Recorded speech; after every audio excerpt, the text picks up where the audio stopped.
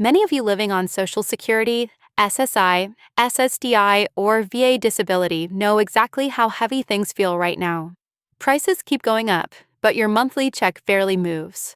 Today, I want to walk you through two big proposals that could finally give some breathing room: a possible $200 monthly boost and a long-term fix to the COLA formula that could make future increases actually match your real expenses. These are bills introduced in Congress, not guaranteed payments yet, but they're important because they show real momentum toward helping seniors, veterans, and people with disabilities who've been falling behind month after month. I've gone through the official statements and the proposal details so you don't have to dig through pages of government language. My goal here is to explain everything in plain, simple terms: what this $200 boost means, who could benefit, how long it would last, what the long-term COLA change could do, and what this might look like for your wallet if these bills move forward. I know how draining it is to constantly hear about changes that never seem to help fast enough, so I'm going to be honest about what's real, what's proposed, and how it could affect you. Think about someone like a retired senior living on a fixed Social Security check of around $1,400 a month. After rent, utilities, medication, and groceries, there's almost nothing left. Even small spikes in food or medical costs can throw everything off. Or imagine a veteran on disability who's already choosing which bills they can delay until next month. These are the people Senator Gillibrand says she's trying to help with these bills. And many of you watching right now are in those same shoes, doing the best you can on a fixed income that hasn't kept pace with the world around you.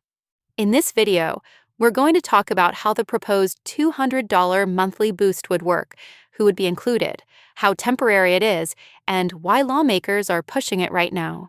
We're also going to look at the second bill, which is designed to give a bigger, more realistic cost of living adjustment every year by switching to a formula that actually reflects what older Americans spend the most on.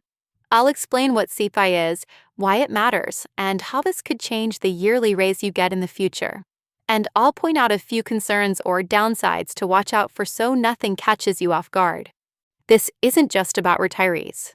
If you're on SSDI, SSI, railroad retirement, VA disability compensation, or a federal pension, these proposals would affect you too. Millions of people across all of these programs struggle with the same thing: your benefits never stretch as far as they used to. These bills attempt to help in both the short term and the long term, and I want to break down what that might mean for your monthly budget. Let's start with the biggest headline: the Social Security Emergency Inflation Relief Act. This proposal would give a $200 monthly boost to people receiving Social Security, SSI, SSDI, railroad retirement, VA disability payments, federal pensions, and survivor benefits. The idea is to help people keep up with soaring prices while Congress works on long-term solutions. If you're getting a check now, you know the most recent COLA increase was only 2.8%. For the average beneficiary, that's roughly $50 or $60 more a month. That's something, but for most people it's nowhere near enough to cover rising rent, groceries, gas, utilities, or medication. A $200 boost would make a real difference, even though it would only last for a limited time. What's important to understand is that this boost is temporary. Under the proposal, the increase would continue until July 2026. It's designed as a short-term relief measure, not a permanent raise. If you're trying to picture what this would mean for you, think about it like this: if you're currently getting around $1,200 a month, adding $200 would bring you to about $1,400. For someone on SSI receiving around $943 a month, a $200 increase would take that up to over $1,140. Even though it wouldn't fix everything long-term, it could help cover groceries, pharmacy copays, or that one bill you're always worried about falling behind on. And then there's the second proposal, the Boosting Benefits and COLAs for Seniors Act. This one doesn't give an immediate cash boost, but could affect your future increases every single year. Right now, the government uses something called CPIW to calculate COLA, which basically tracks the spending habits of workers. But older adults don't spend like younger workers. Seniors spend more on medical care, prescriptions, and essentials that rise in price faster than general inflation. SSI, the formula the bill proposes switching to, tracks the spending of older Americans specifically. That means future COLAs could become more accurate and potentially higher because they would finally be based on the real costs you face every day. For many of you on fixed incomes, this shift to SSI could finally mean future increases that actually match the bills piling up on your kitchen table. You know better than anyone that Medicare premiums don't rise at the same pace as groceries, and groceries don't rise at the same pace as rent. Everything feels like it goes up faster than your benefits. Using CPE wouldn't solve everything overnight, but it would move the COLA calculation closer to the real-world spending patterns of seniors, disabled adults, and people living on long-term federal benefits.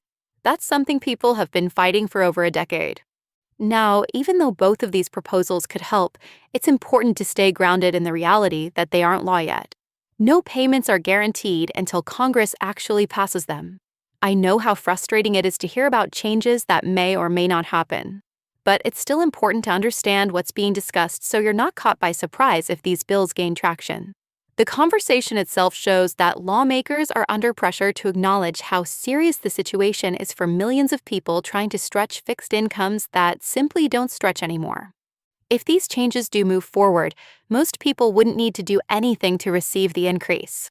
Social Security benefits, SSI, SSDI, VA disability, and other federal programs automatically adjust payments when the law requires it. That means no applications, no forms, no phone calls unless something unusual happens with your account.